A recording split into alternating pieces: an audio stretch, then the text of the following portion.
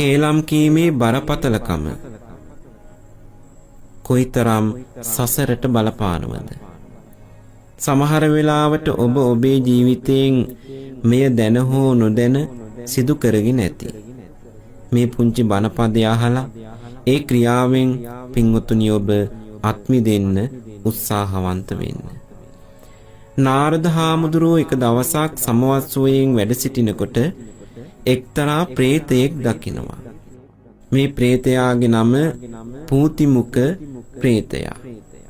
පින්වතුනි මේ ප්‍රේතයාගේ ශරීරය දෙවියෙකුගේ වගේ ඊටාම ලස්සන රන්වන් පාටින් බැබලෙනවා. නමුත් පින්වතුනි මුඛය ඇරියහම, කට ඇරියහම ඈතට විශාල දුඟදක් හමනවා. මහා ගඳක් විහිදෙනවා.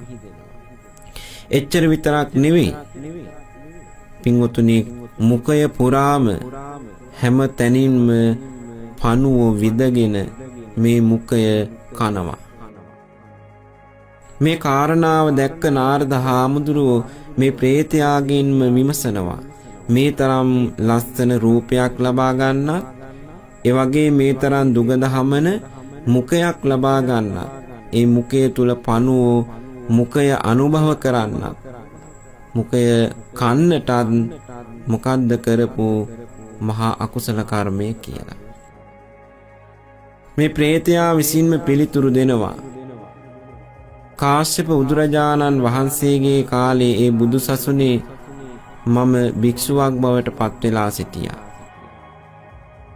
ඒ භික්ෂුවක් බවට පත් වෙලා ඉන්න කාලේ කායික සුවයෙන් සීලාදී ගුණධර්මයන් ආරක්ෂා කරගෙන කය සංවර කරගෙන මම කටයුතු කරපු හේතුවෙන් ඒ පිණින් මට මේ තරම් ලස්සන රූපයක්, රන්වන් පාට ශරීරයක් ලැබුණා කියලා. එහෙම පිළිතුරු දීලා පින්වතුනි මුඛයෙන් පණුව වැగిරෙන කටක් ලබා ගන්නට මහා අකුසල කර්මයක් කරා. ඒ අකුසල කර්මය තමයි ස්වාමීනි භික්ෂූන් වහන්සේලා පිළිබඳව මම කේලම් කීම සිද්ධ කරා. සමගියෙන් හිටපු භික්ෂූන් වහන්සේලා දෙනමක් අසමගි කරා මම කේලමක් කියලා. අන්න ඒ විපාකයේ නිසා තමයි මට මේ මහා විපත සිදු වුණේ. පින්වතුනි ඔබට මේ පැහැදිලි කරේ ඔබේ ජීවිතේනොත් ඔබ දැන හෝ නොදැන මේ ක්‍රියාව බොහෝමයක් සිදු කරලා තිබෙන්න පුළුවන්. ඒ නිසා ඒ අවබෝධ කරගන්න සංසාරයට ඒ ක්‍රියාව බොහෝමයක් බලපාන බව